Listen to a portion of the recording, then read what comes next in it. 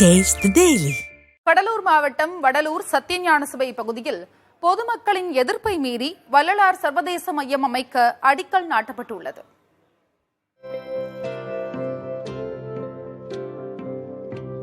கடலூர் மாவட்டம் வடலூரில் வள்ளலார் நிறுவிய சத்தியஞான சபையை சுற்றி 80 காணி நிலத்தை பார்வதிபுரம் கிராம மக்கள் கடந்த 1867ஆம் ஆண்டு வழங்கியுள்ளனர்.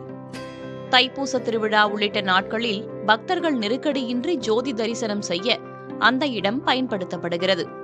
மக்கள் நெரிசலின்றி ஜோதியை காண வள்ளலாரால் ஒதுக்கப்பட்டதாக கூறப்படும் இடத்தில் தமிழக அரசு 100 கோடி ரூபாய் மதிப்பீட்டில் சர்வதேச மையம் கட்ட திட்டமிட்டது. இதற்கு அப்பகுதி மக்களும் சன்மார்க்கர்களும் பாமகவினரும் கடும் எதிர்ப்பு தெரிவித்து போராட்டத்தில் ஈடுபட்டனர். இன்றைக்கு இருக்கக்கூடிய எங்களுடைய விருப்பம் அல்ல, இது வள்ளல் பெருமானாருடைய விருப்பம். சன்மார்க்க சங்கத்தவர்கள் எழுதி வைத்திருக்கிற குறிப்பு வள்ளலாருடைய பாடல்களில் தெளிவாக தெரிகின்றது.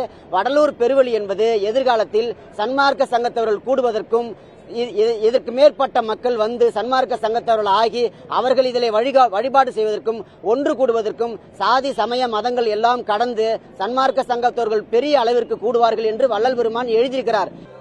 வள்ளலார் சர்வதேச மையத்திற்கு அடிக்கல் நாட்டும் விழாவுக்கான ஏற்பாடுகள் தயார் நிலையில் இருந்தபோது அங்கு முற்றுகை போராட்டம் நடைபெற்றது. இதனால் அப்பகுதியில் 700க்கும் மேற்பட்ட காவல்துறையினர் குவிக்கப்பட்டு போராட்டக்காரர்கள் தடுத்து நிறுத்தப்பட்டனர்.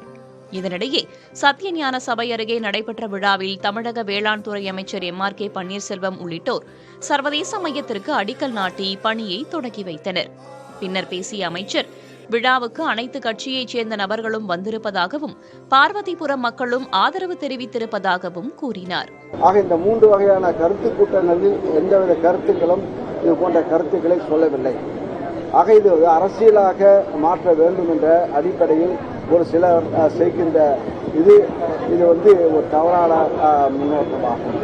இது இந்த பகுதி மக்கள் இங்கே இருக்கின்ற பார்வதிபுரம் மக்களுக்குரிய அவர்களுக்கும் வசதியாக இது கட்டமைக்கப்படும்.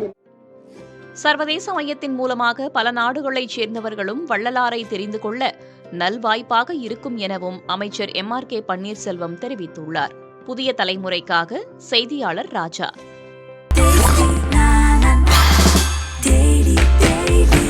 Taste the Daily.